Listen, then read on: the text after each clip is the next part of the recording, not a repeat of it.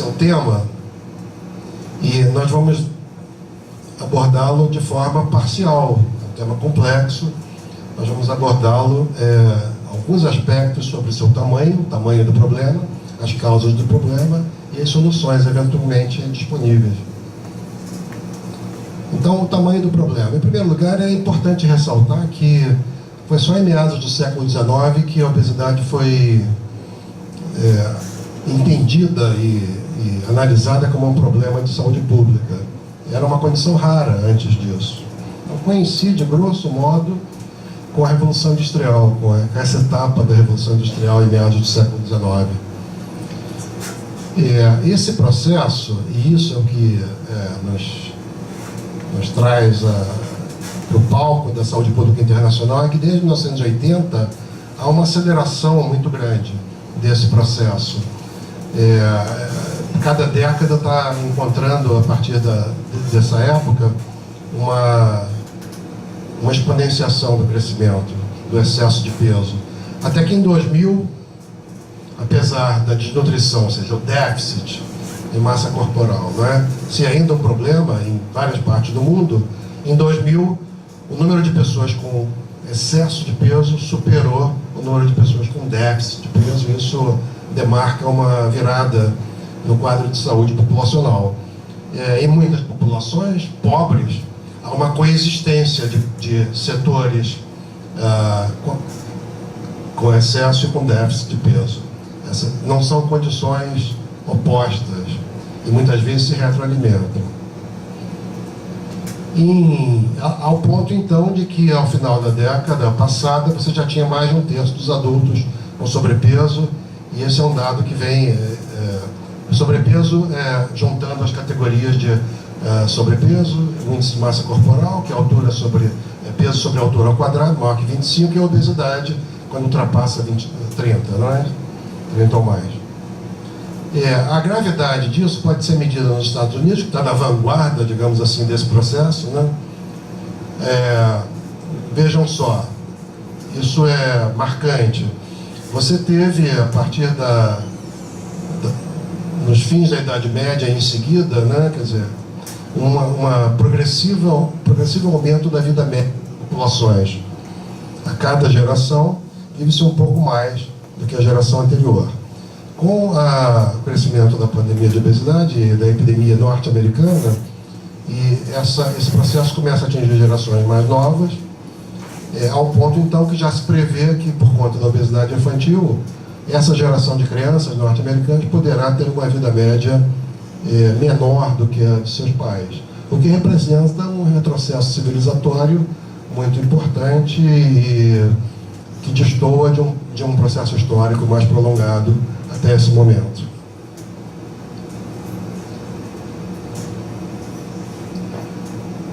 No Brasil, rapidamente, olhem só essa última coluna, por favor, nós vamos nos afogar em números aqui.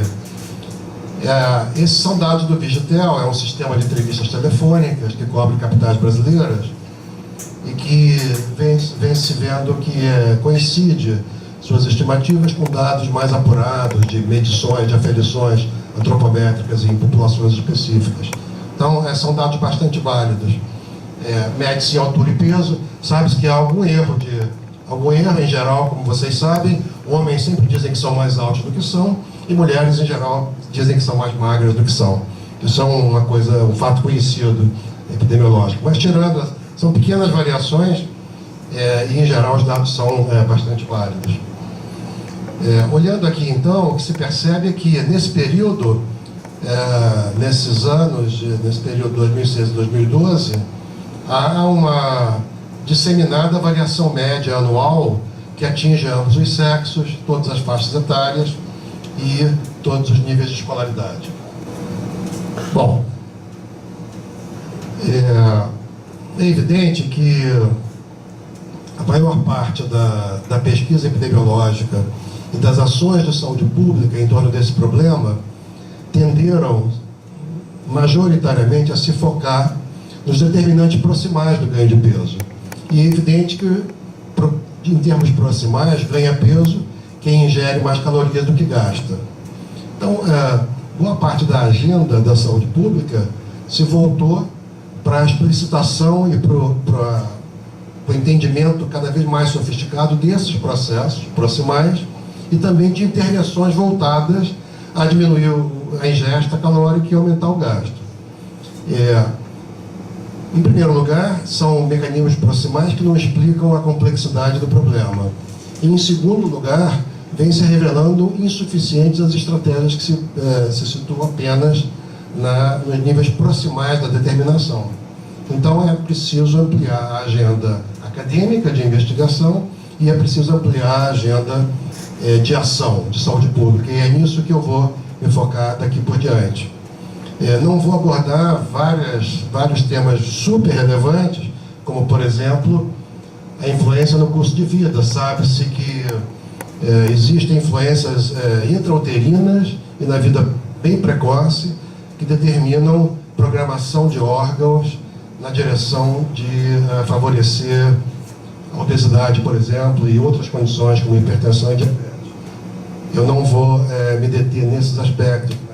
Queria mencionar que isso é uma literatura bastante rica, faz parte da vertente da epidemiologia do ciclo de vida e que atinge evidências hoje da determinação do fenômeno não só na vida precoce e na vida intrauterina, como influências transgeracionais. É um tema cada vez mais explorado na ciência. Também não vou abordar aqui aspectos de uma outra vertente muito importante, que são o estudo dos determinantes. Ou seja, o que faz com que determinados padrões de dieta e atividade física sejam adotados por indivíduos. Quais são os determinantes contextuais das áreas de residência, dos locais de trabalho, onde as pessoas vivem, trabalham, e o que faz com que a adoção de padrões mais saudáveis, dieta e atividade física, possam ser prejudicados por condições que são além dos atributos dos indivíduos. Então, indivíduos de boa escolaridade podem estar vivendo em áreas onde não há suficiente áreas verdes ou segurança para suas caminhadas, e isso é um exemplo de um determinante contextual que vai além do atributo de uma alta escolaridade, onde haveria mais informação disponível para essa pessoa, não é? Também não vou abordar esse tema aqui hoje. Há uma literatura vastíssima. Quem quiser saber sobre isso pode procurar a Karine, pós-doutora, aqui do nosso grupo de pesquisa ProSaúde, que está liderando um esforço do grupo de produzir academicamente em torno dessas questões. Muito bem. Eu vou, então, o que eu não vou mencionar é isso. O que eu vou mencionar são duas vertentes interessantíssimas que vêm mobilizando os profissionais, os acadêmicos da área, que é a influência dos produtos ultraprocessados, sob a liderança em conteste do professor Carlos Augusto Monteiro, da USP, e também o que são possíveis novas hipóteses que ainda são negligenciadas na maior parte das vezes, mas que podem ser fatores contribuintes para a pandemia de obesidade, configurando que na língua inglesa a tempestade perfeita já foi objeto de filmes e na literatura. Tempestade perfeita, vocês vão ver, é o acúmulo de condições propícias que se somam e favorecem eventos desfavoráveis.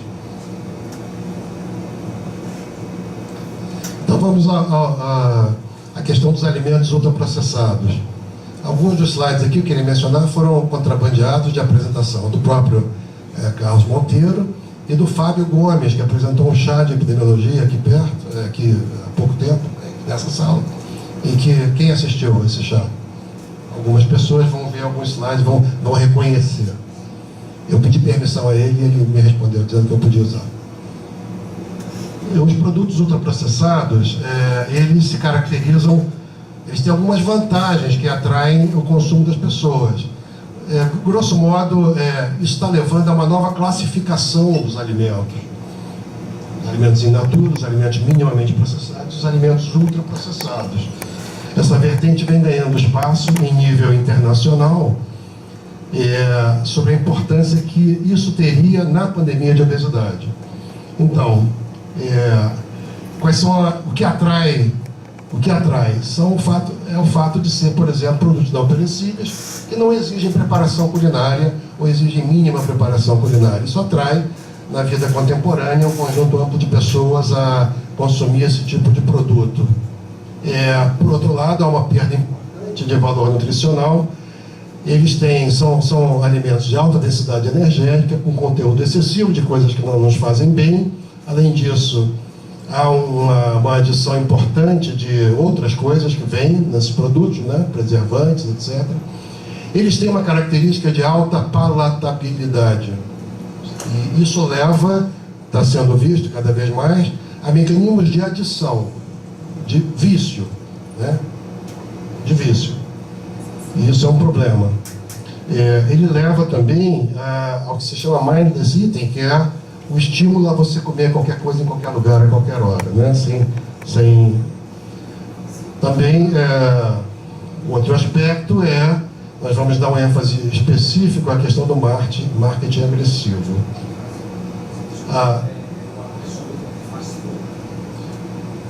É o fast food e suas adjacências. Então, o excesso de calorias fica aqui comparado entre o que seria um prato típico brasileiro de boa qualidade e isso aqui, né, quase o dobro das calorias. Quer dizer, existe então uma sobra de energia desnecessária que é consumida.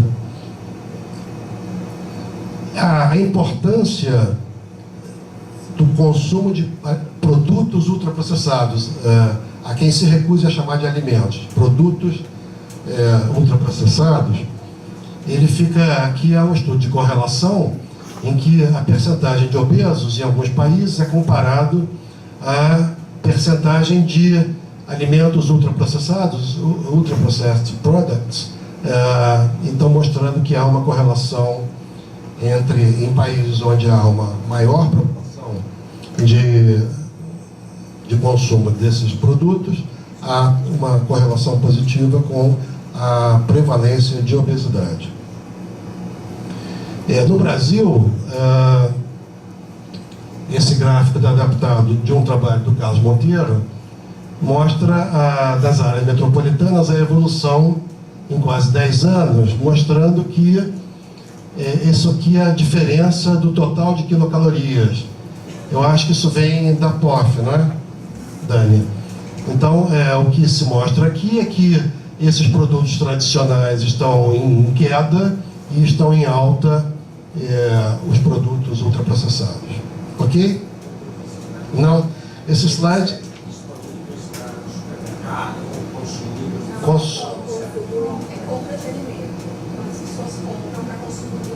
É a compra. É a pesquisa de orçamento familiar, que é uma pesquisa de alta qualidade feita pelo IBGE de tempos em tempos, não é, Dani? A cada 6 anos. Então isso mostra uma tendência muito preocupante, né? Aqui isso é o que vem aumentando, isso é o que vem diminuindo. Algum tipo de correlação que me parece agora importante com o preço dos alimentos, por exemplo, agora com a subida do dólar, a farinha de trigo, uma das coisas que vai disparar, que está ligado a algumas partes do interesse, tem alguma relação com isso? Feijão ficou caro, você consume menos, tem alguma relação? Vou pedir a Daniela Canella, que nossa assessora para o Instituto de Nutrição da UERJ, aqui presente, para coisas que eu não tenho a menor ideia do que pode estar acontecendo. Para essas despesas, você faz deflação de tudo. Você seta todas as despesas para um único período. Então, esse tipo de problema de aumento de preço, isso é controlado nesse tipo de estudo. Esse, no caso, traz tudo para 2009, para uma única data, tirando o efeito da inflação, para reduzir esse problema que de fato existe. Né? Bom, aqui estão alguns desses produtos ultraprocessados e a sua composição. Então, leiam rapidamente o que eles contêm.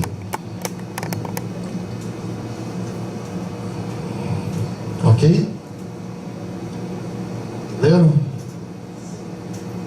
Ok. Por exemplo, aqui também.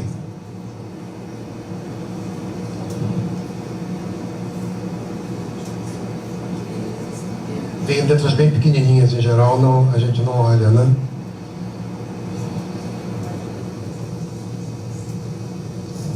Ok? Muito bem. O marketing agressivo, né? Nós vamos ver depois no outro slide que esse mercado é absolutamente dominado por corporações transnacionais, né? De poder econômico imenso, imenso, né? Além da escala que a gente está habituado a pensar, né? Então, nesse marketing estão embutidas algumas estratégias muito claras. Por exemplo, progressivo aumento do tamanho das porções, né? Eu passei um período estudando fora e me surpreendia com o tamanho das baldes de pipoca, que eu não conhecia aquilo. Agora qualquer cinema tem a mesma coisa, né? E bem, uma outra estratégia é a imposição ou a sugestão de que é possível, então, consumir qualquer coisa a qualquer momento, em qualquer lugar, tirando do hábito alimentar o aspecto da vida em família ou entre amigos, onde tradicionalmente as culturas se fazem em torno da refeição. Então, o One for the Road estava associado a drinks alcoólicos, né, no fim de uma festa, e agora por exemplo, para os refrigerantes. Esses são exemplos de dois aspectos das estratégias transnacionais de marketing. O biscoito cheio de recheio, ele entra, né, pelo aspecto da hiperpalatabilidade, e o sem parar, ele favorece a ideia da compulsão de comer a toda hora, em todo lugar, né? O aspecto mais criminoso dessa engrenagem toda quando as crianças são vítimas disso. Está muito já evidenciado por pesquisas de todo tipo, quantitativa, qualitativa, qual e quant, o que quiserem, de que os nossos gostos são definidos muito precocemente na infância. Nossa compulsão por sal, ou por açúcar, ou nosso controle sobre esses aditivos, eles são definidos na infância precoce. Então, a indústria favorece uma estratégia muito ativa em direção ao público infantil, e esses são exemplos, né? Há ampla literatura sobre isso para quem tiver interesse.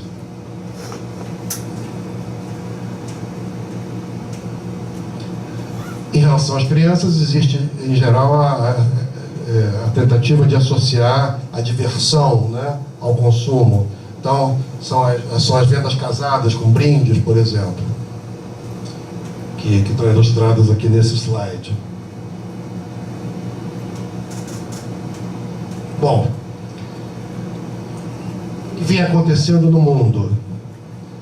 Por que a indústria está adotando estratégias agora direcionadas principalmente aos países do assim chamado terceiro mundo, ou dos países menos desenvolvidos, com uma ênfase especial na América Latina, na África e na Ásia? Porque a tendência nos países mais desenvolvidos tem sido de uma certa estabilização do consumo de alguns produtos. Vocês veem aqui nos países de alta renda, e aqui existe um período de fim de década passada, mas uma projeção em linha pontilhada do que essa tendência apontaria para o 2016, mantidas as tendências recentes. Então, você tem aqui nesse artigo, que é muito importante, recente,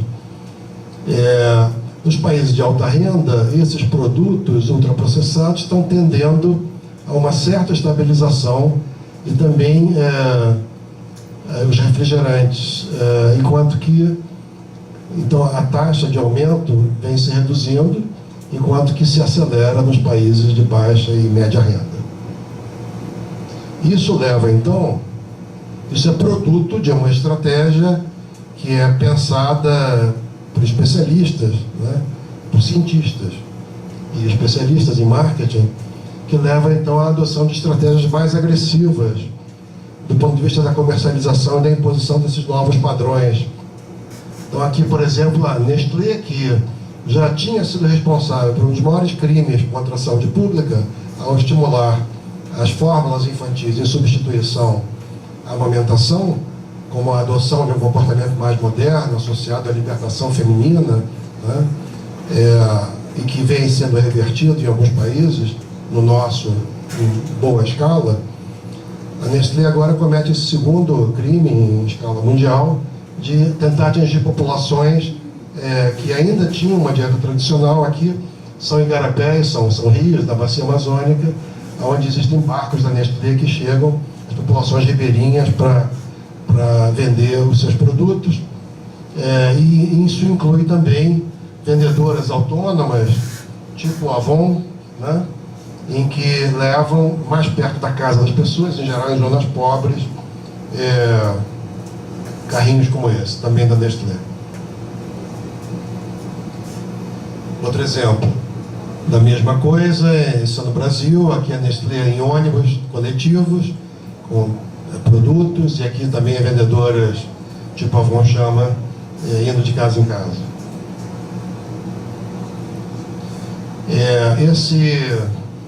Essas fotos foram tiradas no interior de El Salvador.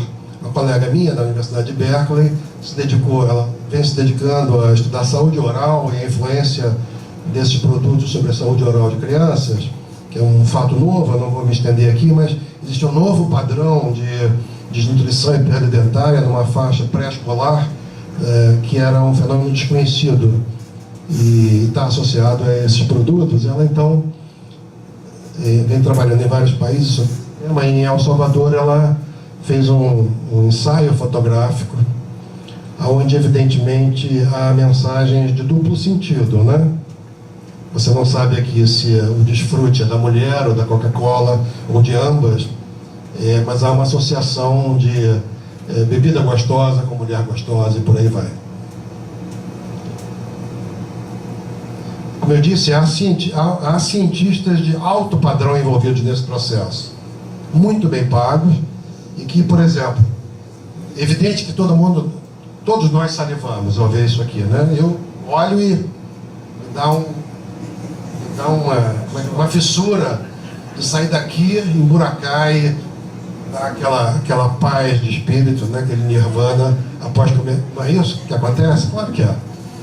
E isso é estudado detalhadamente por cientistas que procuram então chegar a essa maravilha aqui que todos nós amamos e que é responsável por essa pandemia de obesidade.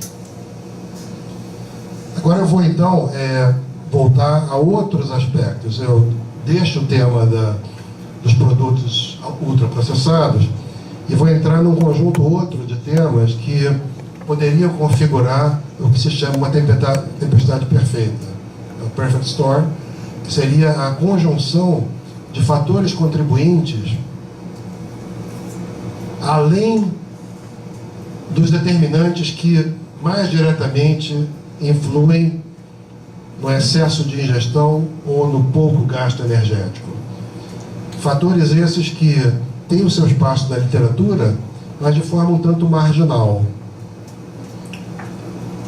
Alguns deles vêm ganhando espaço e o nosso grupo de pesquisa quer contribuir para que isso aumente. Eu vou dar alguns exemplos, então, entre outros tantos que existem.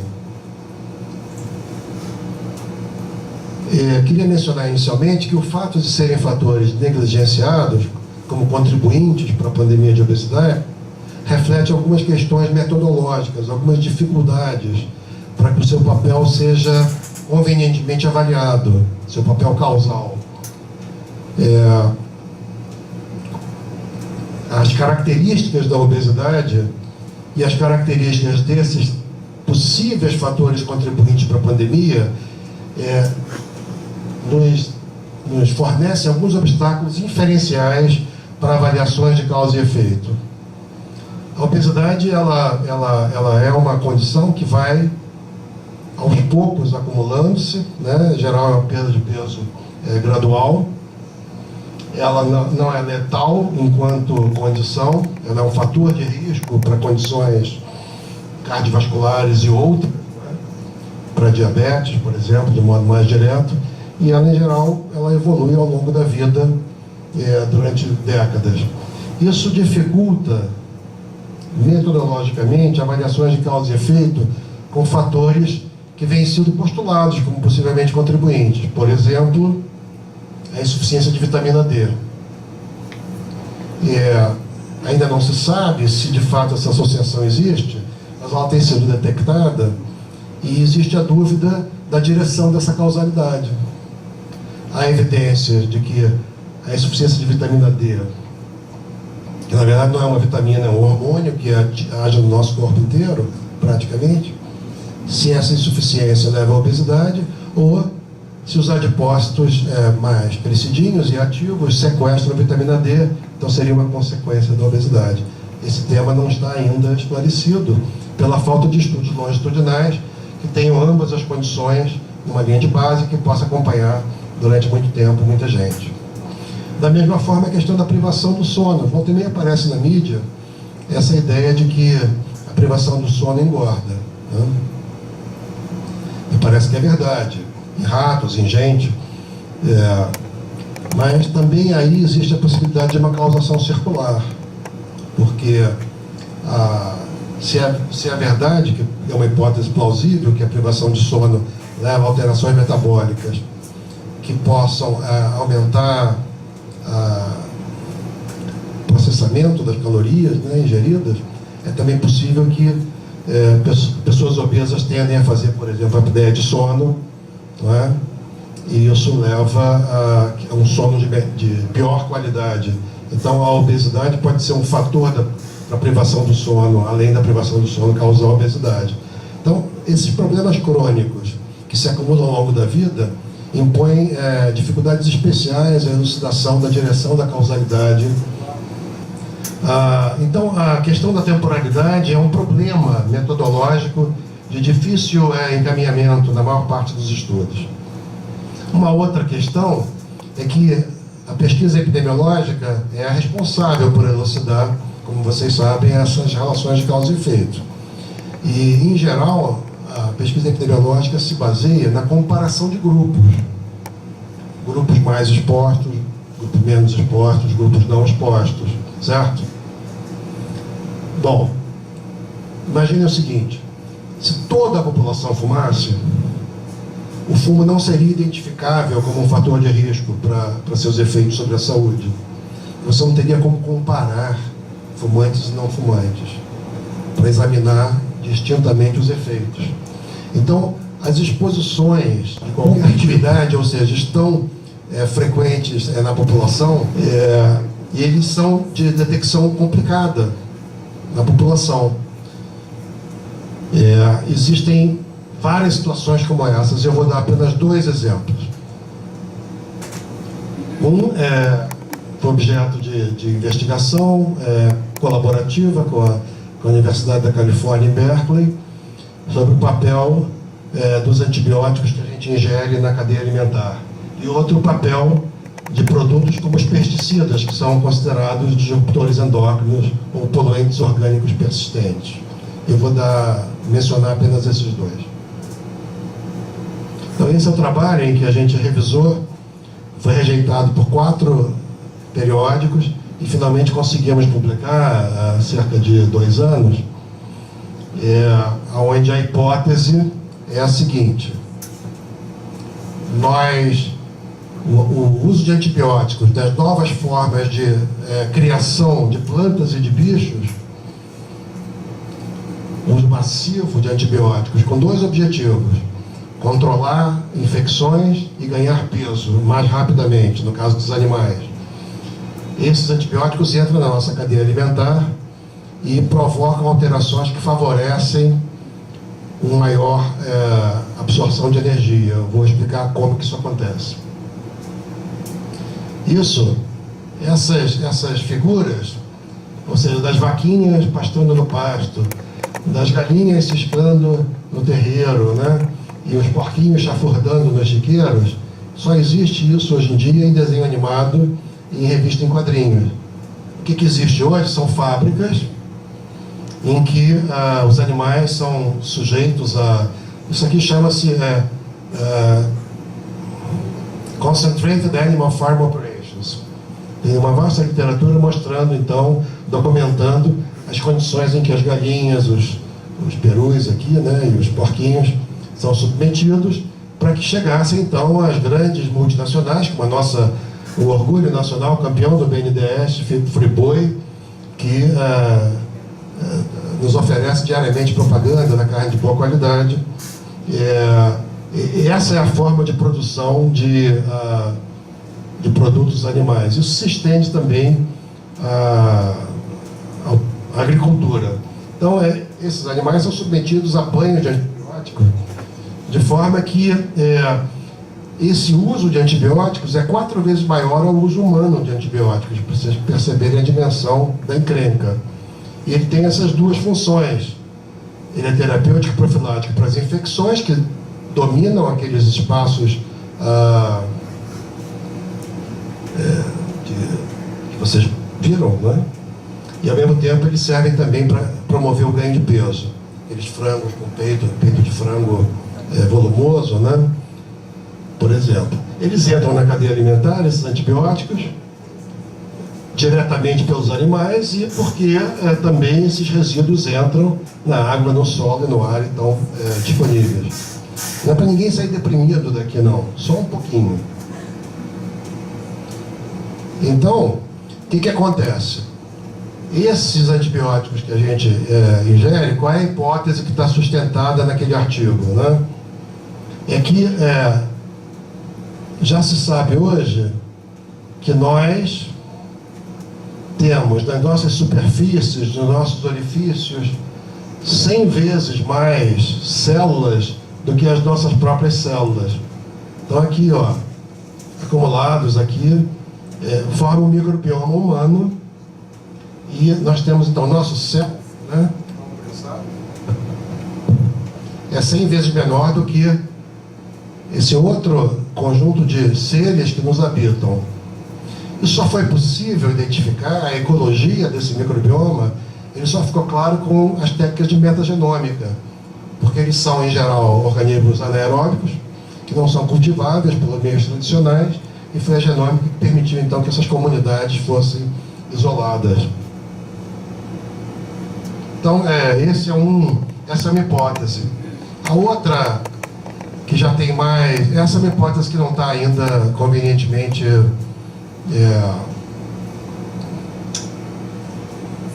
comprovada, digamos assim, né? Mas aquele artigo é a reunião de pedaços soltos da literatura quanto aos vários aspectos que permitem postular essa hipótese.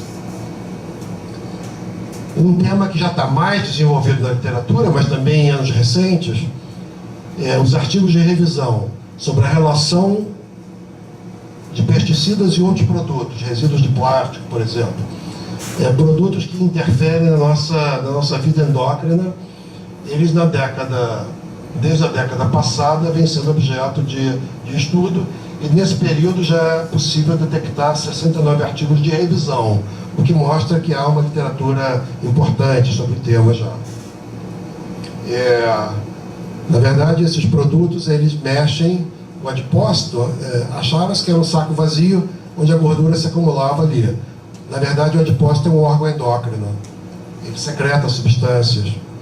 E esse metabolismo do adipócito, ele é influenciado por produtos derivados do metabolismo desses produtos, por exemplo, dos pesticidas, dos agrotóxicos, né?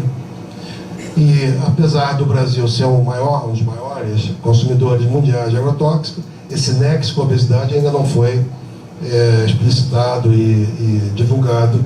Nosso grupo de pesquisa também está em convênio com a Fiocruz, explorando em amostras de sangue a presença de resíduos de pesticidas. E finalmente há um outro tipo de evidência, eu vou explicar para vocês esse slide, que revelaria que existe algo ambiental influenciando a pandemia de obesidade. Esse gráfico, que é complexo, reúne evidências sobre bichos. Por que são canários nas minas de carvão? Porque os mineiros, quando eles entravam nos buracos das minas de carvão, eles levavam canários. Se o canário morresse, era sinal que o ambiente estava tóxico, e eles eram um sinal de alerta. Então, aqui, essa expressão está sendo usada para identificar possíveis fenômenos na vida animal que poderiam ser sinais de alerta para entender fenômenos na população humana. O que a gente tem aqui? A gente tem percentagem de ganho de peso. Isso é uma espécie de meta-análise, levantando na literatura todas as evidências que até aquele ponto estavam disponíveis sobre peso de bicho. E aqui, peso de bicho, macacos selvagens, ratos do laboratório, gatos domésticos, ratos urbanos, chimpanzés, animais de laboratório, animais domésticos e animais selvagens. Esse conjunto. Cada cor aí, cada cruzamento representa um bicho, né? E o que se olha aqui? Em primeiro lugar, aqui abaixo de zero seria a perda de peso. E aqui é percentual de ganho de peso, né? Os animais foram observados durante um certo período. Então, e aqui a gente tem uma medida também do status de obesidade. Então, o que interessa aqui é perceber que, para a maioria dos bichos, houve um aumento de peso. A variedade desses animais, né, mostraria que dificilmente eles estão passando muitas horas em frente à televisão, ou estão diminuindo seus níveis de atividade física, ou estão comendo no McDonald's. Então, sugere fortemente, a meu ver, que há algo que ultrapassa os hábitos humanos e que poderia estar no ambiente, como aquelas hipóteses, as duas postulam, e que poderia, então, atingir a todos indistintamente, e certos grupos mais do que outros. Isso está na mesa. Bom, o que se pode fazer? Agora eu vou passar um pouco para as soluções, para a gente ter tempo também de conversar. Michael Pollan é um jornalista da Universidade da Califórnia, muito voltado para a questão da política de alimentos e de alimentação. É um ativista, muito inteligente, tem vários livros escritos. Quem conhece? Muito bem. Então, ele escreve de forma muito leve, muito densa ao mesmo tempo. A primeira coisa que ele tem um livro que é Regras para o Bom Comer. Então aqui estamos falando das soluções que as pessoas podem adotar nas suas vidas, que não é pouca coisa. Até porque você adota determinados comportamentos, não é? Você faz um vídeo e você pode ter uma audiência igual ao do Porta dos Fundos, 4 milhões de visualizações em 2 dias, por exemplo. Então, os hábitos individuais hoje já podem, no mundo contemporâneo, ultrapassar em muito os limites de uma vida familiar, não é mesmo? Então, o que o Michael Pollan diz? Primeiro, ele resume em 7 palavras o que as pessoas deveriam fazer para comer melhor. Ele diz: coma comida, ou seja, evite substâncias comestíveis que parecem comida. E coma comida, não muito, principalmente plantas. Seria uma boa regra, né? E depois ele então dá 7 regrinhas, né, para isso poder acontecer melhor. Não coma nada que a sua bisavó não reconhecesse como comida. Não coma nada que tenha mais de 5 ingredientes, ou ingredientes que você não consegue pronunciar. Fique sempre no meio do supermercado. Faça compras no perímetro do mercado. Sempre deixe a mesa um pouquinho faminto. Não coma nada que não apodreça. Curta as refeições com pessoas que você gosta. E não compre comida onde você compra sua gasolina. Bom, o que mais pode ser feito que escapa a iniciativa individual e das suas redes de amigos, conhecidos, não é? Aí a coisa complica. Esse slide, que não dá para ler, você tem aqui a Bayer, a Monsanto, a Syngenta, a DuPont, a BASF e a Dow Chemical. São grandes corporações transnacionais envolvidas com a fabricação e a distribuição de sementes, agrotóxicos e adjacências. E aqui mostra a rede que esses núcleos têm, por exemplo, com a Pfizer, com a indústria farmacêutica, com a indústria alimentícia, né?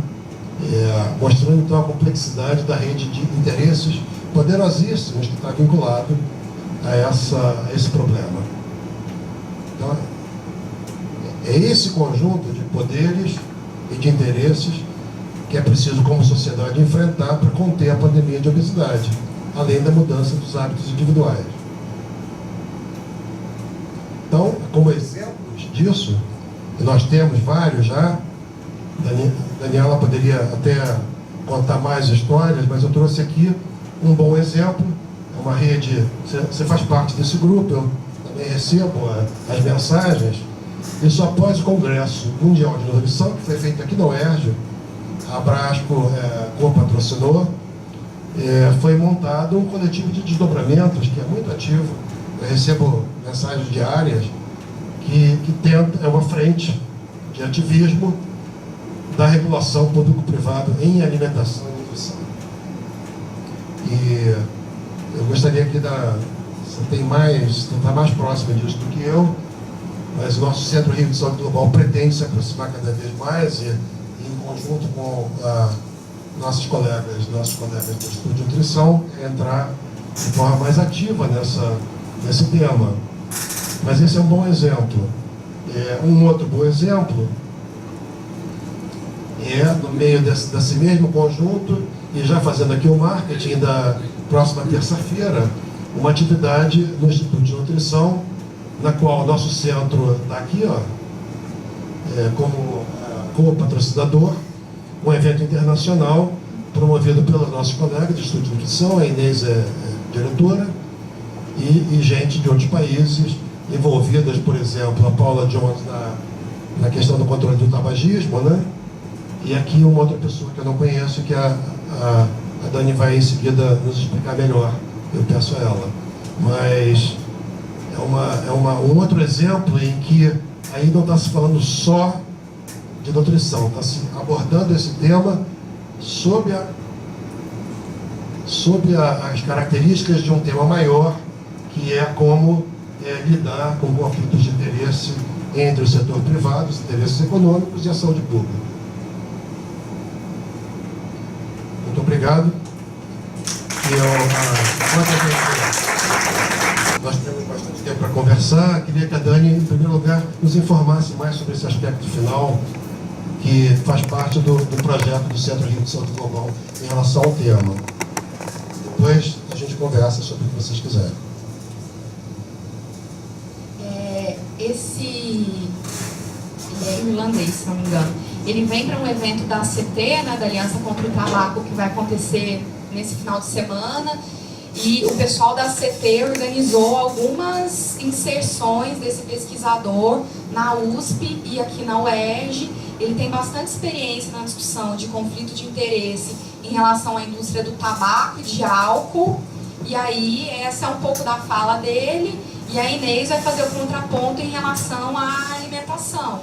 Não é o campo de expertise do pesquisador, mas enfim, a gente no Brasil vem trabalhando bastante com isso, o grupo é bastante ativo nessa discussão, e aí essa é um pouco a ideia do evento, né? Discutir conflito de interesse na formulação de políticas, né? A indústria cobra muito isso, né? Participar, estar mais junto, participar das discussões da Anvisa, que eles são atores muito importantes nesse processo, mas, por outro lado, essa é uma relação totalmente conflituosa, né? Eles vão legislar sobre o que eles produzem, e aí esse é um pouco o mote da discussão do evento de terça. Vai ser muito bacana. Parabéns pela fala, Eduardo, foi muito boa. Fiquei pensando sobre várias coisas, né? Enfim, como a gente precisa, de fato, avançar na discussão da obesidade. Acho que tem duas discussões importantes hoje para sair lá daquela questão que a obesidade é uma relação de ingestão e gasto de energia, simplesmente, né, como isso é mais complexo. Uma delas é que uma caloria não é igual a outra caloria, os alimentos diferentes fornecem calorias diferentes, isso tem relação diferente com ganho de peso e a questão dos ultraprocessados deixa isso, evidencia bastante essa relação. Uma caloria de ultraprocessado, de alimento ultraprocessado, não é igual a uma caloria de carne, não é igual a caloria de arroz, não é. Por uma série de razões, o Eduardo apontou isso, né? Esses alimentos têm aí um apelo mercadológico, tem substâncias que favorecem o consumo excessivo, enfim, então a gente precisa avançar nisso. Tem aí um corpo de evidências sendo construídos, mas a gente precisa de mais evidências nesse sentido.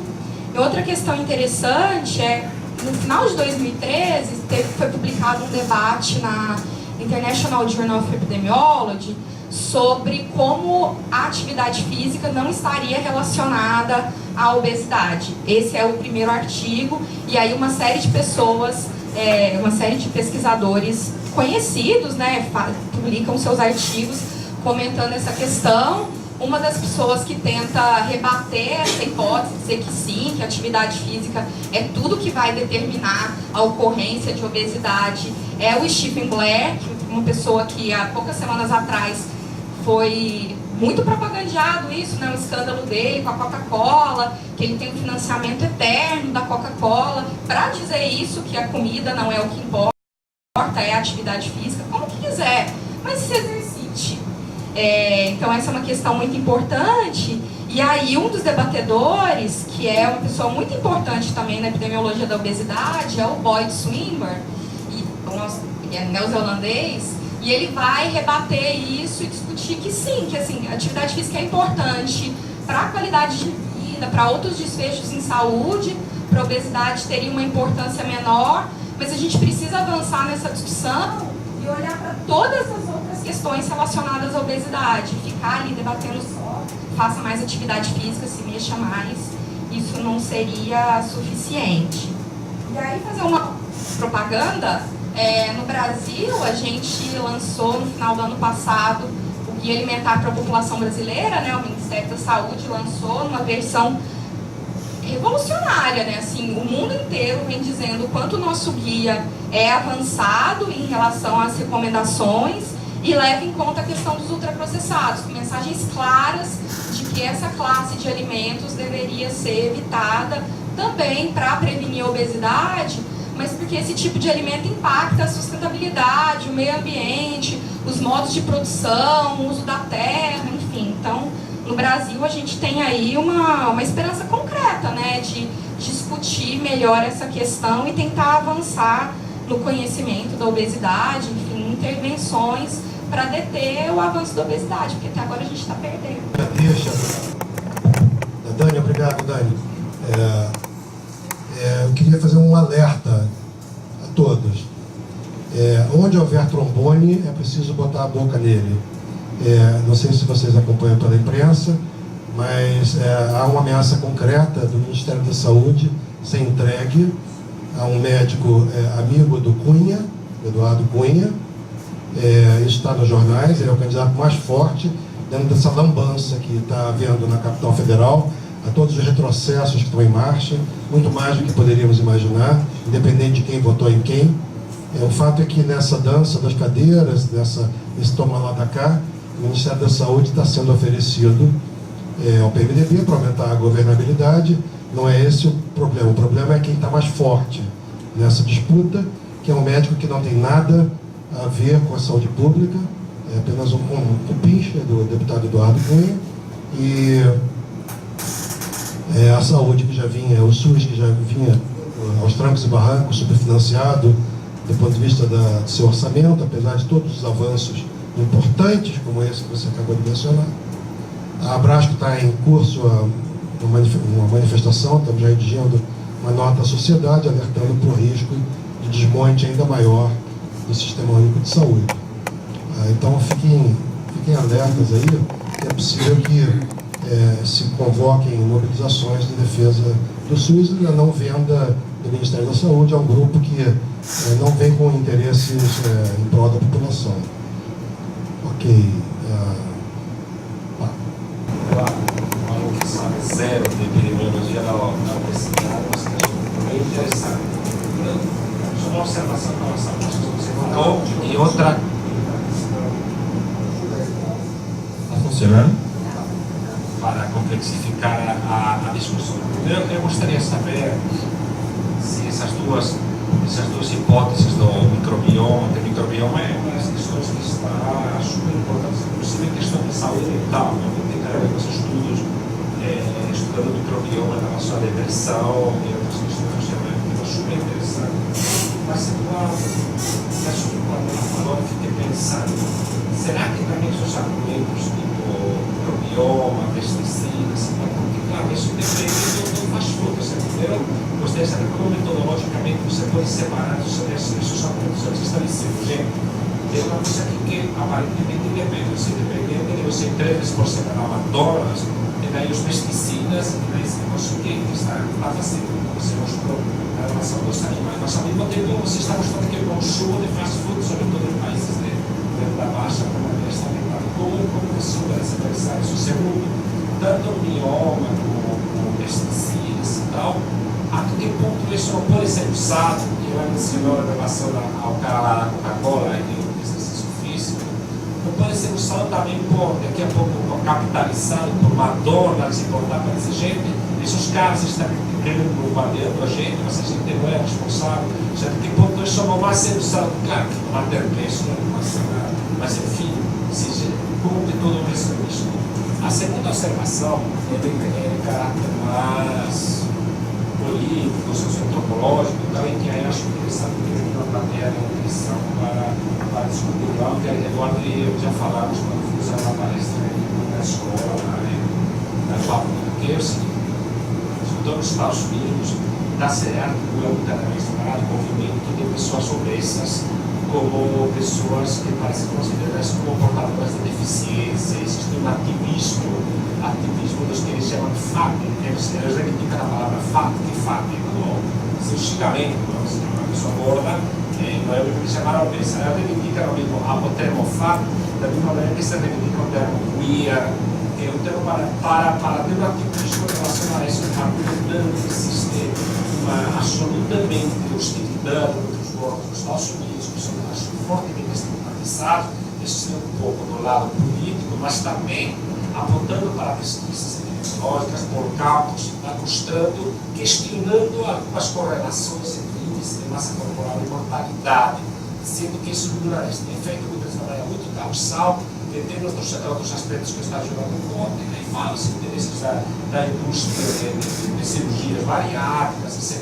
Que tem, por um lado, a coisa política, gordos estão sendo estigmatizados, e segundo, a coisa que se.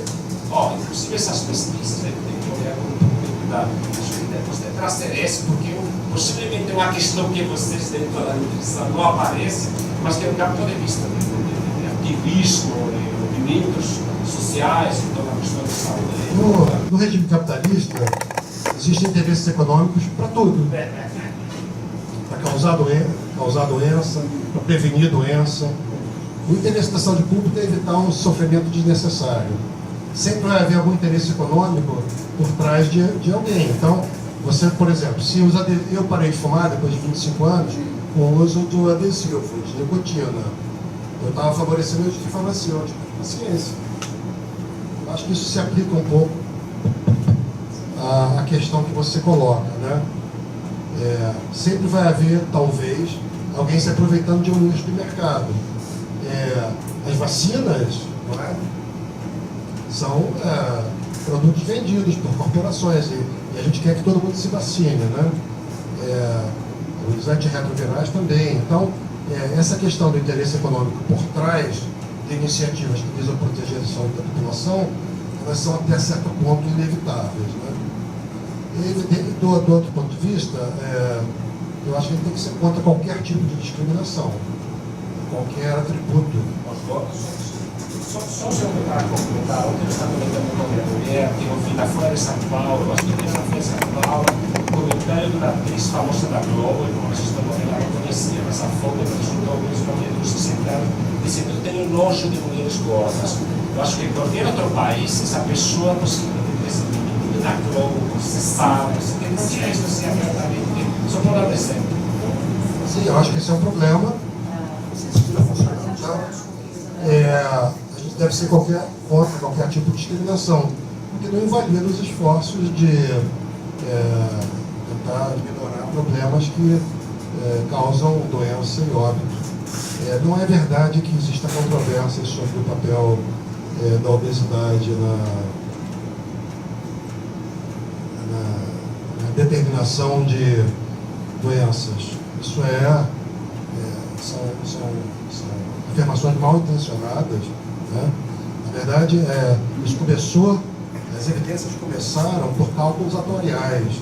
Foram as companhias de seguro no século passado, no início do século passado, que revelaram que as pessoas com excesso de peso viviam menos do que as pessoas com peso numa faixa de normalidade. É evidente que há discussões complexas sobre isso.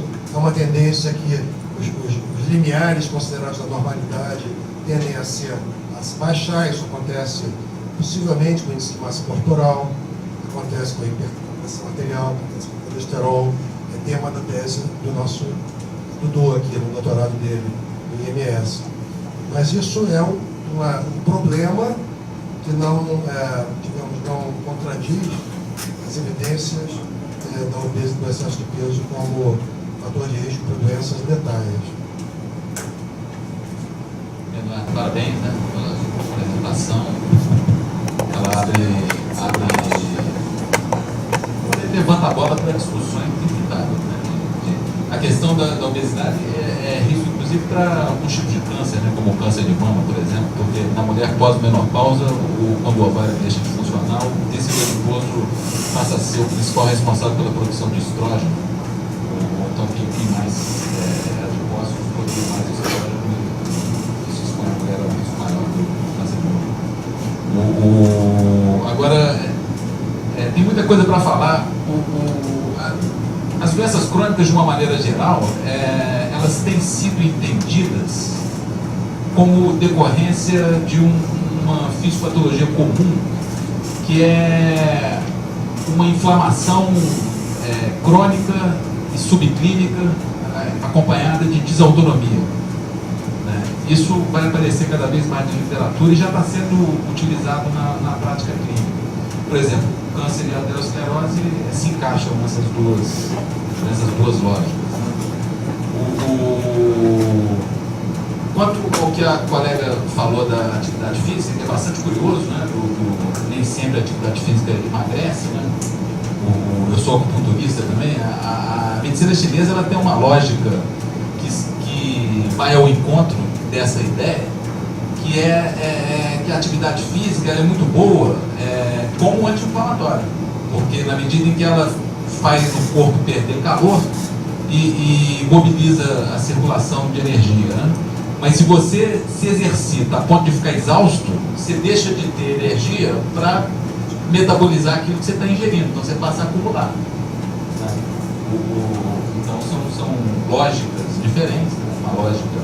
Uma racionalidade diferente da nossa racionalidade ocidental, mas vai ao encontro dessa ideia.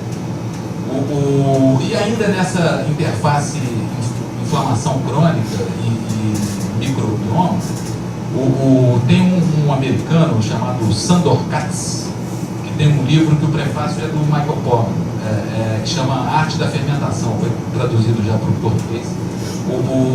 A fermentação é uma forma de conservação da comida muito antiga, né? Desde a pré-história, porque a geladeira é muito recente na nossa história. E os povos mais paranoicos com o sofrimento da guerra, eles têm esse hábito de ter estoques de comida fermentada em casa. E o Sandor Katz, ele se descobriu ali na época do início da epidemia da AIDS. Ele é homossexual, ele era portador do HIV e resolveu cuidar da própria saúde. Toma as medicações, ele faz o tratamento conforme a medicina orienta, mas ele também se alimenta de alimentos fermentados, porque a ideia dele, ele desenvolveu isso, hoje em dia talvez seja a pessoa que mais domina esse assunto da fermentação no mundo, é que aos poucos essa ingestão de doses pequenas de antibiótico, elas vão modificando a nossa flora, né? E você vai tendo micro-organismos pró-patogênicos e vai perdendo os micro-organismos que te protegem, né? Que te fazem assimilar vitamina e tais. Então a ingestão regular de alimento fermentado funcionaria como uma ingestão de probióticos, né? Que você estaria o tempo todo repondo uma flora saudável. Assim. Esses assuntos todos são muito interessantes, né? E abrem frente para discussões controversas. Essa linha está entrando também em exame a possibilidade de transplante de cocô. Tratamento de retrolismo gerativo, inflamatório inespecífico. Sim, porque pessoas que teriam uma microflora intestinal mais favorável seriam transplantados então para outras. Né? Isso tudo está aí polêmica. Sobre nessa veia mais engraçada, tem uma piadinha anti-saúde pública em relação à atividade física, que é a seguinte: que uma meta-análise recente, você fala assim, já dá um ar de cientificidade, né? Mostra o seguinte, que de fato a atividade física te dá mais longevidade, é fato, mas o tempo que você ganha de vida é menor do que o tempo que você gasta fazendo exercício. Duas coisas rapidamente também. Uma está pensando na questão do estudo sobre transgênico e obesidade, que acho que é super interessante, porque eu sempre fui uma entrevista com um cara no jornal, ele era uma pessoa ligada, acho que a FAO e tal, e disse, ele disse uma coisa que para mim ajuda, se totalmente contra transgênico, você tem uma série de pensar assim, que ele é contra transgênico, nunca viu para ele passar fome, certo? De fato, a fome no mundo vai se tirar com a questão transgênico, porque nós sabemos que é uma questão de transgênico e obesidade. O segundo, que tem também, a gente não mencionou, mas quando ele fala sobre essa fermentação, aí tem que pensar no jeito. Se tem a indústria da obesidade de fast food, processados, produtos processados, ele movimenta milhões de dólares, assim, a indústria do dye também movimenta milhões das vendas dos produtos do mundo velho, tem uma coisa assim, muitas vezes tem muita comprovação, ou seja, é uma coisa também assim, absurda, e que existe uma coisa também, uma posição assim, meio que estranha, mas que mais ou menos o seguinte: eles capitalizam o fato de se definir como natural, não é? A gente do lado do natural e aqui do lado do processado, ou seja, você usa a farmacêutica ruim, mas mundo verde e vitaminas e tal, que ganha milhões, e muitas vezes, como no caso de vitaminas C, salvaguarda científica, eles não têm problema, porque é do lado natural, cozinhas, você conhece o pessoal, por exemplo, o Kellogg's, que é o cara, o John Kellogg, o cara que inventou os cofres e tal, essa discussão da alimentação natural e a farinha, muito a questão da farinha integral versus a farinha de trigo, ela tem uma discussão ideológica super forte, porque os quartos eram aqueles caras que eram contra modernidade, civilização, vida das cidades, que criticavam todo esse tipo de alimentos, no caso, claro, existia o sistema de ser a farinha, o pão branco frente ao pão integral. Essa ideológica ultra conservadora desse pessoal. Você tem que ser lá para perceber a questão do histórico, e sobretudo você vê que essa indústria do dye, do online, não sei o que, já é milionária em países como o Brasil, ativa também, mas que a gente também, do ponto de vista da saúde pública, deve também ter uma decisão frente a esse problemático. Mas eu vejo, isso eu concordo, e eu acho que o Eduardo falou que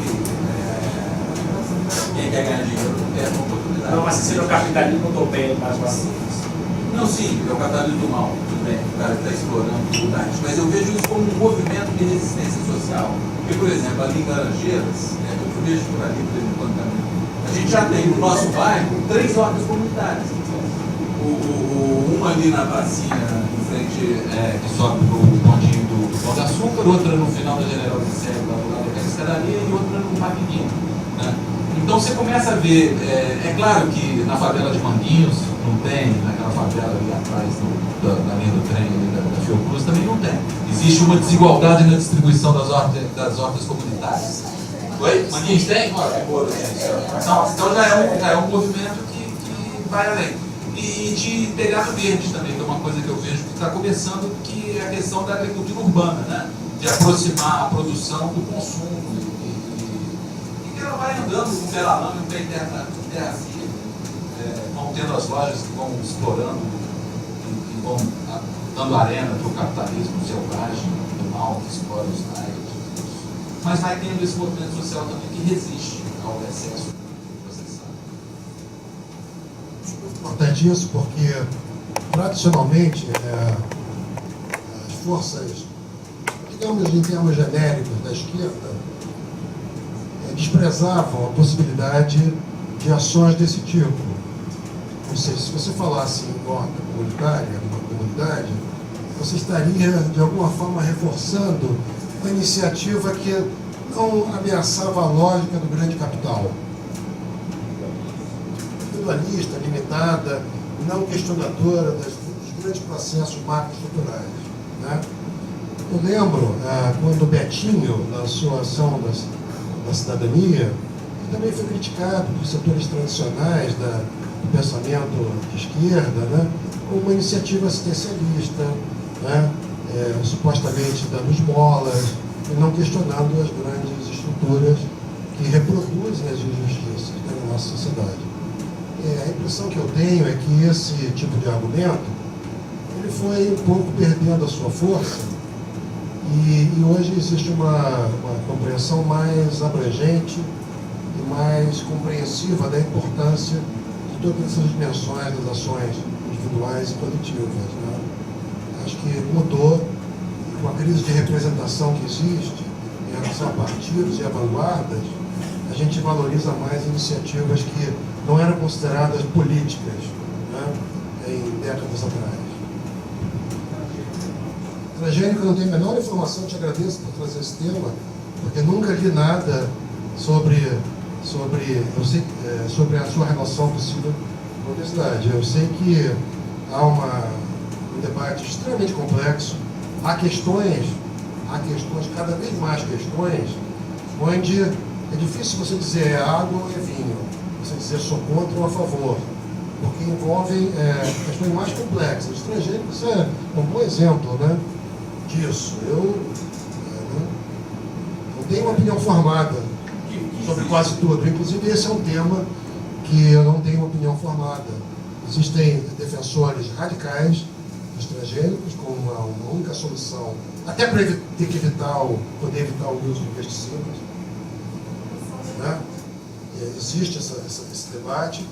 Existe o debate dos que são radicalmente contra, tendo em vista os efeitos, inclusive não conhecidos potencialmente da mudança dessas estruturas genéticas, e isso das populações humanas. Então, eu não tenho acompanhado isso, essa discussão. Sei que ela é quente e atinge interesses poderosíssimos também, né?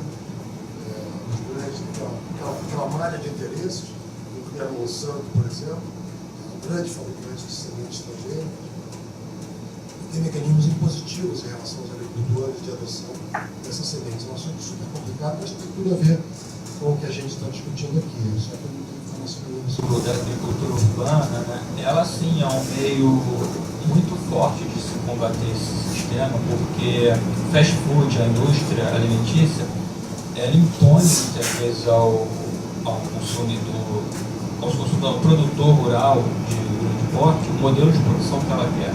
Por exemplo, a batata frita do McDonald's, a batata que se usa ali, é uma batata grande, esqueci o nome dela, é uma batata grande que ela é de difícil cultivo, porque ela tem muitas pragas.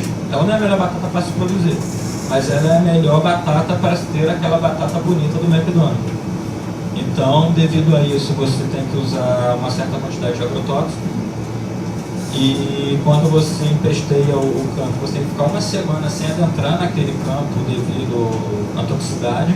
Após isso, as batatas têm que ser estocadas durante 5 ou 6 semanas para esperar o grosso do veneno sair para depois ser consumido. Então você, nesse tempo, perdeu produtividade devido ao produto que o fast food quer, que ele, por uma questão estética, para a batata ser grande. Então a agricultura urbana, você saber o que você está comendo, ela ela ao meio disse, esqueci o nome do um palestrante que eu vi recentemente, que ele,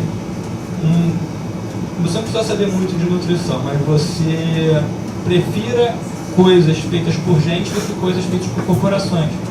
Isso é uma coisa muito simples e que faz efeito. E questão dos transgênicos, que eu estava falando, esse argumento, pelo menos por ponto de vista do produtor do transgênico, né? Ele está preocupado com a fome no mundo. Se ele estivesse realmente preocupado com a fome no mundo, ele não faria sementes estéreis, né? Ele deixaria o outro plantar.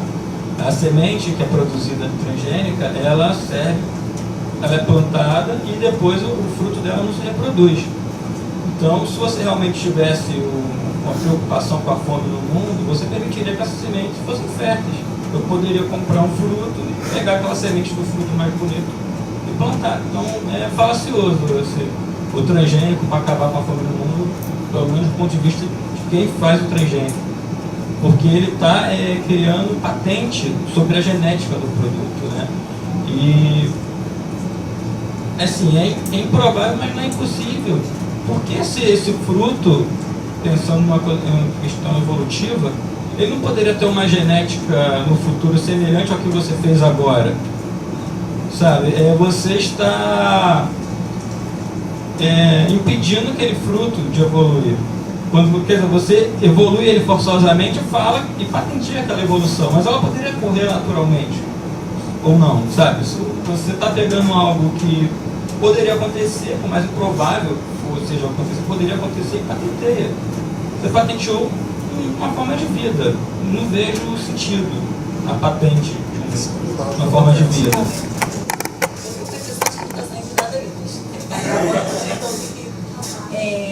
Eu queria só ressaltar uma coisa que o professor Eduardo falou enquanto ele estava se apresentando, a gente não tem que sair daqui depressivo.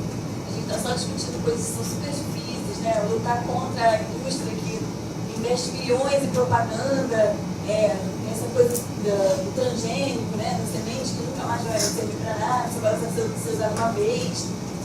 Tudo isso, mas assim, a gente tem que ressaltar, a gente não precisa sair daqui depressivo pensando que a gente não pode fazer nada. A gente tem que ter a consciência de que assim, as nossas escolhas vão implicar lá na frente. E tem que fazer a campanha Vem e Traga um Amigo. Eu fiz uma escolha, foi bacana, divulga para o amigo divulga para outro amigo. E nessa a gente vai aumentando a quantidade de militantes a favor da saúde, né? A favor do que faz bem pra gente. A gente não desanimar, sair daqui no sentido de desanimado, poxa, a força da indústria, a força dos transgênicos, a força da Monsanto é muito maior do que a nossa. Mas se a gente for individualmente fazendo escolhas, contando com um amigo e o amigo fazendo, a gente multiplica a quantidade de pessoas conscientes sobre as escolhas alimentares e aí a gente consegue fazer uma diferença mais lá pra frente. Era essa a mensagem que eu queria deixar, assim, não desanimem. Queria aproveitar o que você falou, porque um outro bom exemplo de conquistas havidas no panorama nacional foi a relação da merenda escolar com a agricultura familiar. Isso foi um passo gigantesco. Todo o sistema, eu não sei os detalhes também, a Dani sabe muito mais, mas até onde eu sei, todo o esquema de merenda escolar, no nível nacional, se não me engano, está associado ao fornecimento e ao estímulo da agricultura do PRONAF, né? Do Programa de Implantação de Agricultura Familiar. Não é isso? O passado do governo federal dos municípios deve ser utilizado na aquisição de alimentos da agricultura familiar. Não é todos os municípios que conseguem atingir, mas enfim, a gente observa uma melhora na qualidade dos cardápios, da alimentação, e municípios que compram mais da agricultura familiar. Um bom exemplo. Um exemplo de como, num dado momento, escolhas individuais podem evoluir para se tornar escolhas mais coletivas e influenciar políticas públicas. Acho que esse é um exemplo assim, belíssimo disso. Né? Isso teve impacto, por exemplo, no Hospital Monumentos de Porto Alegre, ele serve alimento orgânico para os doentes internados, cada tempo para colocar um planejamento comprado pelos agricultores familiares da região. Não só faz isso, como ele dá o pacote do produto para se alimentar em casa, para ele criar o hábito de fazer esse consumo e dar o caminho das pedras de onde ele compra. Eu achei bem interessante esse novo guia alimentar que foi publicado atualizado, só que eu só tenho uma preocupação em relação a longo prazo, é que o novo guia, ele diz que as pessoas devem dar preferência a alimentos que não sejam naturais ou minimamente processados, mas ele não tem nada que especifique em relação a porções. Por exemplo, para mim que sou nutricionista, eu sei quanto eu preciso para consumir no dia a dia e tal, mas assim, até como a pessoa vai interpretar esse de preferência, porque a gente sabe que tudo em excesso, até fruta em excesso, alimento integral em excesso, pode promover o ganho de peso. Então, assim, isso foi uma questão que eu estou preocupada em relação a como cada um vai interpretar, como a população em geral que não tem muito conhecimento de nutrição vai interpretar esse guia. Será que eles vão interpretar como dar preferência que pode comer bastante quantidade? Então, assim, eu gostaria de saber isso a longo prazo e ver até a opinião da Dani, o que ela acha de não ter quantidades nesse guia. Eu, inclusive, conversei com atualmente ela é até professora lá na nutrição, a Carol, né? Sobre que eu fazia parte de um GT lá em Brasília, e ela falou que vai ter um guia também para os profissionais de nutrição com as quantidades. Mas para a população foi estipulado sem quantidades, mas essa é a minha preocupação. Como que a população vai se guiar na escolha dos alimentos, nas quantidades, se não tem alguma coisa que preconize no guia. E outra coisa também, a gente vem só falando assim, a preocupação que é a obesidade, a prevalência vem só aumentando e tudo, mas ano passado eu tive a oportunidade de participar com a Roseli, que é a minha orientadora de doutorado, desse GT lá, é o Laboratório de Manejo da Obesidade, lá no Ministério da Saúde, e a gente estava em busca de iniciativas do SUS, dos municípios brasileiros que combatesse ou prevenisse a obesidade com bons resultados, e no fim saiu uma publicação. E a gente tem sim algumas iniciativas, a gente identificou cerca de 20 iniciativas nos municípios brasileiros que conseguiram bons resultados. Então, não é nada impossível, se a pessoa quiser, né, pode até dar uma olhada, né, tentar replicar essas iniciativas nos outros municípios. Então, assim, jeito tem, basta a gente, né, tentar olhar melhores, se virar nessas iniciativas e tentar replicar nos municípios, porque eu acho que não pode desanimar, falar, está só crescendo a obesidade, não tem jeito. Não, tem jeito, basta a gente, né, tentar buscar soluções. Eu acho que é uma coisa multifatorial, mas eu acho que tem como. Eu fui da equipe técnica que revisou o guia, então tenho alguma facilidade para falar disso. Quando começou o processo de revisão do guia, a primeira etapa foi uma oficina de escuta com diversos atores, nutricionistas, outros profissionais de saúde, profissionais da educação, de ONGs, gente da indústria, tinha todo tipo de gente. E uma das coisas que os próprios nutricionistas apontaram é que o entendimento da população em relação à porção não era bom. Primeiro, assim, o grupo tinha entendimento que não era uma boa mensagem a porção, e os profissionais sinalizaram que não era uma boa mensagem. Então, não foi só uma ideia do grupo. Aí eu te pergunto, eu sou nutricionista também, eu não sei o que é uma porção de bolo. Assim, o quanto de fato essa é uma mensagem efetiva. Não é? É isso. Depende, não é? Pode fazer uma porção, uma coisa muito grande. Então, o entendimento de que a porção é ruim. Depois, a gente regula bem nossos cérebros, nosso mecanismo, regula bem volume. A gente regula mal caloria, mas volume a gente regula bem. Então, dizer que quantidade ajuda pouco para a população. E aí, enfim, foi uma tentativa de trabalhar mensagens que atingissem o maior número de pessoas, né, que fizessem mais sentido na vida das pessoas, que uma mensagem restritiva e normativa de coma uma porção de bolo, uma porção de feijão ao dia. Enfim, foi uma tentativa de melhorar a comunicação, já que a gente sabia que o guia anterior ele era ruim disso. Ele não atingia, não comunicava bem, as pessoas não compreendem bem, a gente regula bem volume, enfim, uma série, e foi demandado. Esse é um pouco do cenário. E aí a gente vai ter que testar mesmo, né? E daqui a um tempo avaliar se funciona. A ideia desse manual, que vai ser publicado em algum momento com a questão das porções, isso é para o profissional. E aí faz todo sentido o profissional ter lá um manual para como ele vai prescrever dieta, para como ele vai fazer o aconselhamento.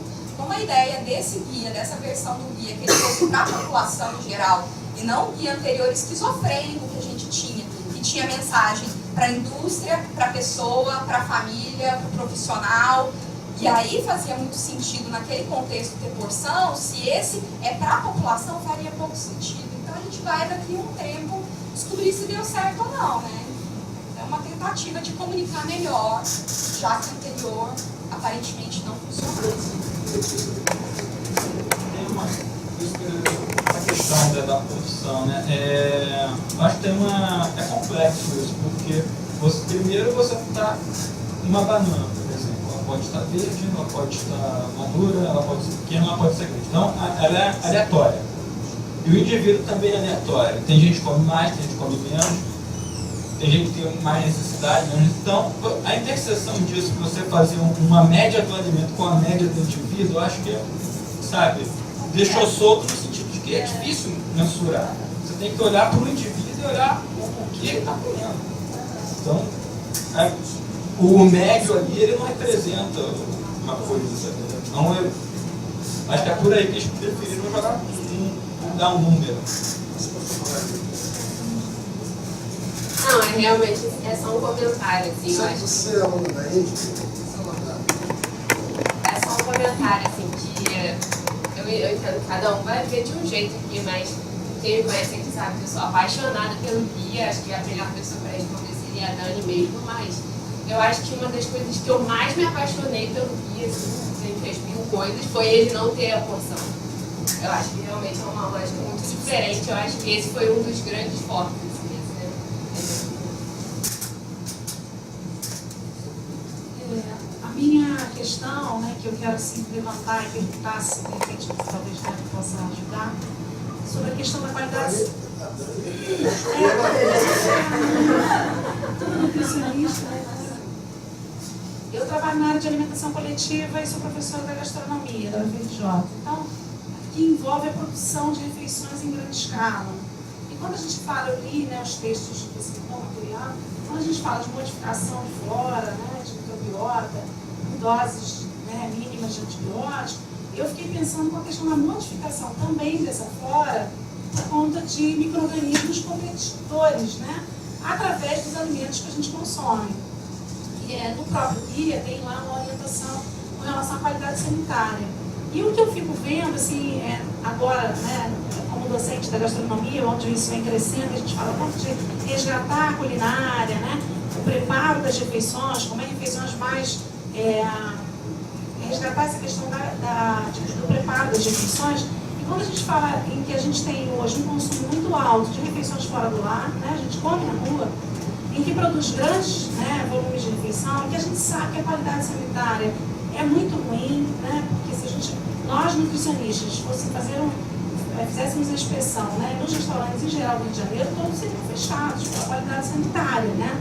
Não estou nem falando de preparo de produção de compostos na produção de refeições. E na gastronomia hoje, utilizando o estágio, eu vejo que essa realidade na área comercial então, é muito ruim.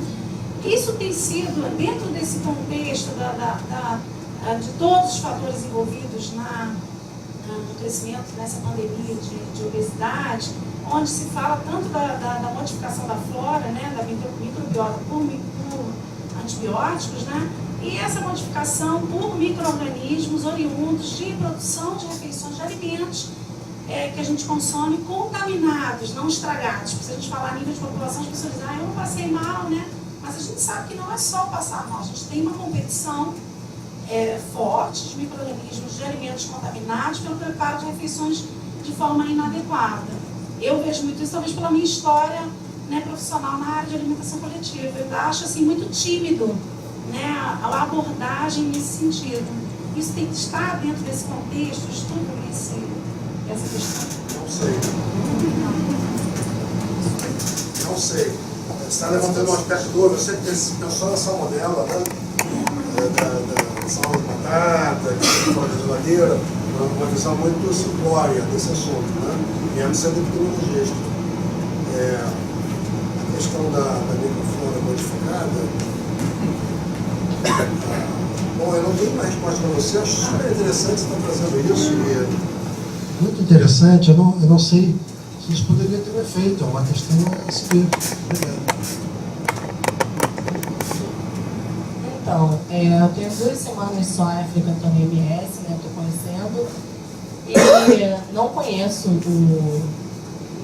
guia. Para onde vai o guia? Aonde as pessoas... busca? Não. Como as pessoas vão ter acesso? Esse guia não é para as pessoas, não é para a população? Onde as pessoas encontram esse guia? Porque eu sou profissional de educação física, fui para palestra, estou adorando o debate, e não conheço o guia, não li, já gostei dessa coisa de não ter a função, porque tem realmente outra concepção sobre isso. Mas onde está? Eu não vejo um acesso muito grande a isso pela população, que é para quem esse guia é direcionado. Eu nunca ouvi as pessoas falando sobre isso, eu não conheço ninguém que conheça nenhum guia sobre alimentação. É muito importante.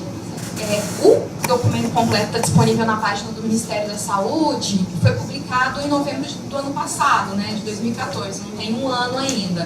E o Ministério está organizando uma série de desdobramentos para a divulgação do conteúdo do guia com os diferentes setores. Então, já chamou a academia para conversar, ONGs, enfim, gente do serviço, das diferentes áreas, não só da nutrição, né? E aí, para melhorar a disseminação do conteúdo. Mas tem saído, assim, na mídia, tem apareceu até no Jornal Nacional, né? Pareça. Isso já foi propagandeado na Folha de São Paulo, enfim, tem aparecido, e aí é um esforço mesmo de disseminação de conteúdo e isso chegar nas pessoas. Há poucas semanas atrás eu tive num evento em Búzios sobre processamento de frutas e hortaliças, enfim, fui para falar do guia. Hã? Não, tá horrível o tempo.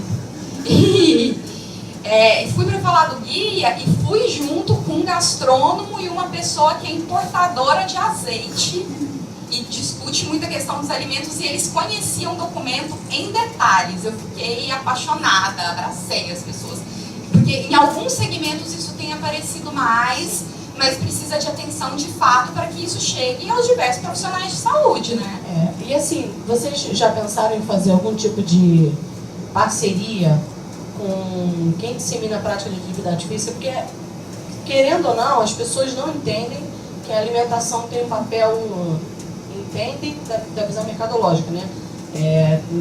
De ir a nutricionista, de fazer uma dieta, mas não compreendem que existe todo um universo por trás disso, todo um estudo, toda uma pesquisa com relação à obesidade, qualquer outro tipo de evento que venha acontecer. As pessoas procuram, na realidade, o profissional de educação física, procuram as academias, procuram qualquer coisa relacionada à prática da atividade física. Porque eles acreditam fielmente que só a prática da atividade física vai resolver alguma coisa. Então, eu acredito que, como o acesso a esses profissionais é muito maior, eu acredito que levar esse conhecimento a profissionais, a instituições de ensino, a congressos de educação física, eventos relacionados ao esporte, à prática de atividade física, a venda de aparelhos, não sei, tudo que é relacionado à atividade física, vai fazer com que o trabalho de vocês seja mais conhecido, com que esse guia seja mais conhecido, com que o estudo que vocês fazem aqui seja mais conhecido. Acho que a gente, vou me incluir, acho que nós aqui temos que entrar por um lugar onde a gente consiga acessar mais as pessoas, acessar mais a quem está distribuindo as informações, né? Porque, infelizmente, hoje, no meio da educação física, está da nutrição, pelo que eu conheço de nutricionistas aí, vem pensando sobre o assunto, a visão sobre a obesidade, sobre alimentos, sobre a prática da atividade física é reducionista demais, né? Vocês sabem. Então, assim, é uma forma da gente tentar acessar as pessoas, fazer com que essa visão se amplie, não só pelos usuários, né, vou colocar assim, mas como pelos próprios profissionais, porque está muito limitado, entendeu? Não, eu acho que, sem dúvida, o documento precisa atingir as pessoas que trabalham com atividade física, os profissionais de educação física. Isso tem acontecido para um segmento, né? Para quem trabalha nas academias da saúde, esse material chega porque ele chega via estratégia de saúde da família, via Ministério da Saúde, na própria Coordenação Geral de Alimentação e Nutrição, que é onde foi germinado o guia, tem educador físico na equipe, não tem só nutricionista. Então, para esses profissionais, esse material possivelmente já chegou, algum conhecimento eles já têm. Mas é muito pouca gente. Sim, sem dúvida. Precisa ampliar, não tem dúvida. Obrigado pela tua contribuição. Seja bem-vinda sempre a participar aqui do debate. Obrigada. Queria fazer, está na hora de terminar, essa conversa da fome também, não dá? Quero fazer um comentário final, mas antes, um comentário pré-final. Parabenizar não somente o Eduardo por excelente palestra, por levantar o debate, mas ao público. Eu queria, assim, como eu não conheço nada sobre obesidade, dizer a vocês que vocês levantaram vários temas que são, primeiro, projetos de pesquisa, e segundo, excelentes temas para fazer um trabalho de final de curso, que podem ter interessantes publicações. São temas controversos, então cabe até artigo de opinião, de revisão, editorial, esse tipo de artigo também, além de levantamento de conhecimentos, atitudes e práticas na população, entre profissionais de saúde, sobre o guia. Enfim, eu ouvi vários comentários que são muitos projetos de pesquisa. Parabéns. Obrigado, Anete. Anete é a nossa convidada especial hoje, é a nossa profissional FRJ agora, de saúde global.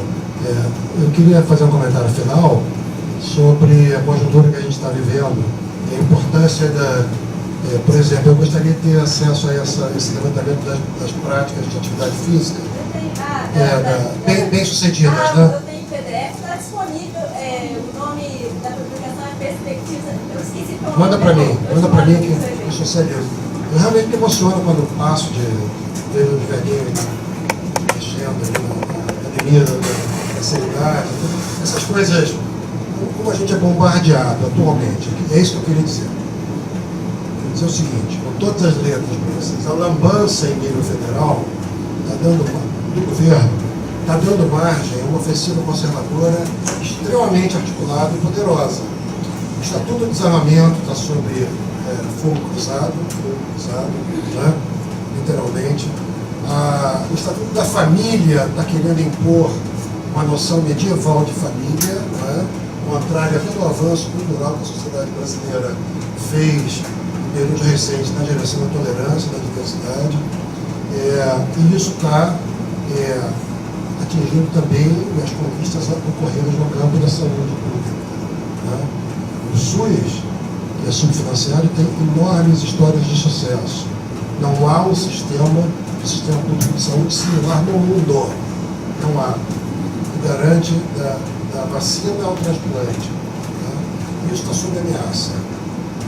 Na Agenda Brasil, o novo ministro, que não sabe de onde vem, tá? É preciso estar alerta. A ideia do SUS nasceu desde a Constituição. Aqui, alguns de nossos colegas que já se apresentaram, eles lembraram a ideia de um sistema unificado de saúde do país, isso ganhou espaço a partir dos anos 70 e levou a Constituinte a comissão direta, que levou a afirmação da saúde como direito de todos e dever do Estado. Né? Isso está sob bombardeio. E o campo que a gente está discutindo aqui, a gente precisa ficar tendo alguns argumentos. Por exemplo, você volta a ver artigos e editoriais com a seguinte perspectiva. O Estado não pode dizer para a gente o que a gente tem que fazer. Isso atenta contra a nossa liberdade individual de saber o que a gente quer comer, o que a gente quer fazer. Não é? Isso é uma tentativa de criar um Estado autoritário que quer manipular a vontade das pessoas e tirar a liberdade das pessoas fazerem suas escolhas.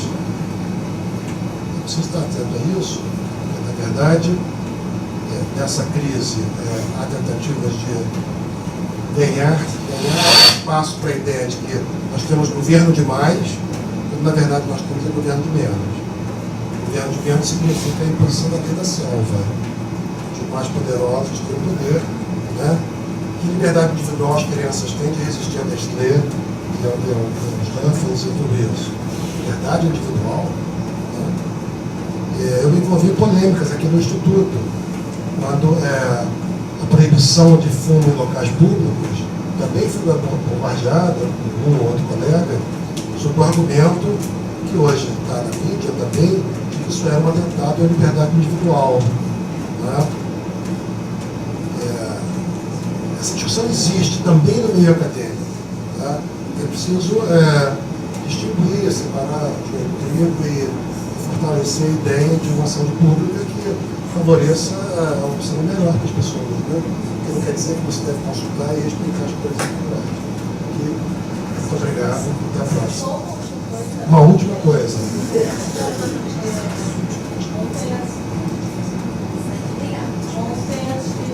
Eu abri o Estado de São Paulo rapidinho, nem cheguei a ler a notícia, mas parece que a Assembleia vai votar pela permissão de bebidas alcoólicas nos estados. Eu vi tipo 1h a Assembleia vai votar por permitir bebida alcoólica nos estádios. E eu dormi assim, revoltada, pensando até que ponto o governo está muito rendido às grandes corporações nesse sentido, de a gente tem a bancada financiada pela indústria farmacêutica que vai votar pelo desmantelamento do SUS. Aí a gente tem outros que tem o lobby, sofrem o lobby do cigarro ou da bebida alcoólica e vão votar por leis a favor dessas empresas. Tem a bancada da bala.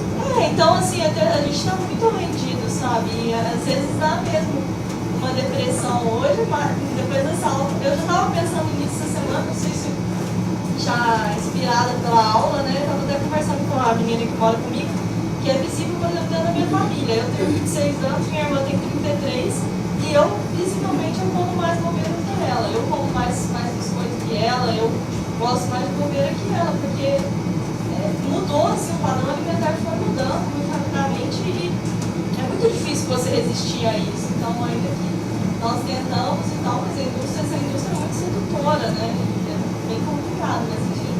Eu realmente estou muito intrigada, assim, de aonde nós vamos parar, no sentido de que as grandes corporações têm realmente dominado o estabelecimento, a construção das políticas públicas, não só no Brasil, mas no mundo como um todo, sabe? Sim, muito preocupante. Obrigado. A disposição de vocês para continuar a literatura que eu disseminei para os alunos matriculados. Quem quiser, não está matriculado, quiser ter acesso, um conjunto de artigos, de anotações também, é só falar comigo, tá?